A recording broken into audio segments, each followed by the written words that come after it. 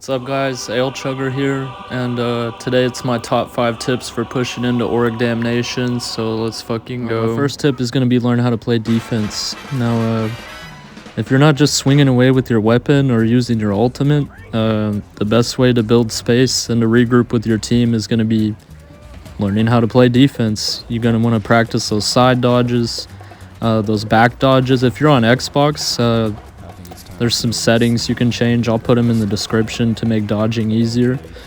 But yeah, watch that stand bar.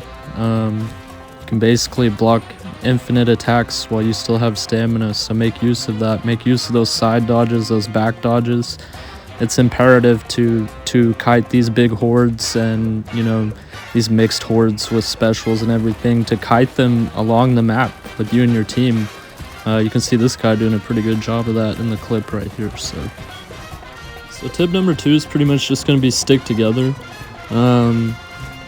Situation you're not by your teammates is a situation where you go down and die, like I would have done here if I wasn't around my 2 other teammates that were right behind me. You can see it leads to the easy save. Bruh. And synergize with your team. I mean, like, I see this a lot on Chorus Zealot. If I pop my Chorus and every enemy is just sitting there in fear, it's your job to just start getting to chopping.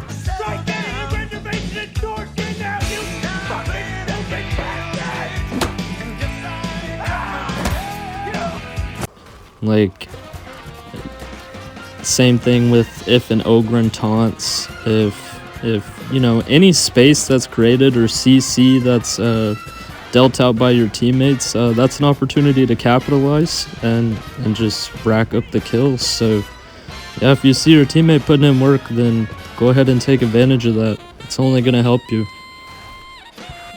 Another big thing that'll help you is tip number 3, know how to prioritize enemies. You can see me just madly cleaving through fodder here, but in general, the list you really want to go down is, I would say, disablers, other assorted specials, big armored guys, horde fodder, and then monstrosities usually last. I mean, they're just the easiest to kite around. Like, if you have a build that focuses on monstrosity killing, kind of like mine with the Thunderhammer here, then they can go up in the priority list.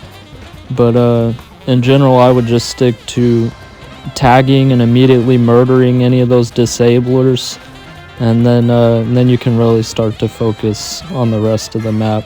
A disabler in a bad situation kind of just ruins runs. So the 4th tip is going to be just take the fucking health. Like, oh my god, the amount of times I run by med stations or someone has a goddamn first aid kit on them and they have 2 HP, but they're like, I'm saving it for a situation where I could use it better. You never run into that situation because you just fucking die.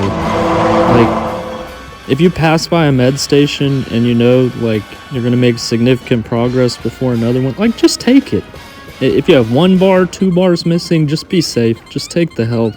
It's not even worth maybe losing the run when 1 bar of health could have saved the entire run.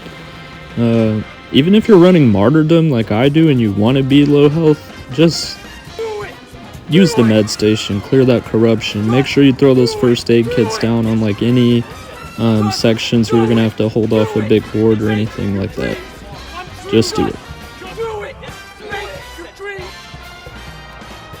My last tip is just wait till you're ready. If you can't clear regular damnation like pretty consistently, like if you just keep losing, you're probably not ready. There's really no rush. There's not a whole lot that you get on Auric that you can't get just farming regular damnation. Just get those mechanics down. Get your attack patterns down on your weapon.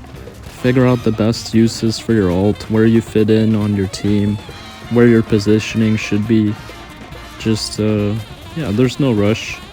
And in the meantime, you can check out Ale Chugger's sick fucking guides if you wanna learn how to be a pro. So get out there and start slaying.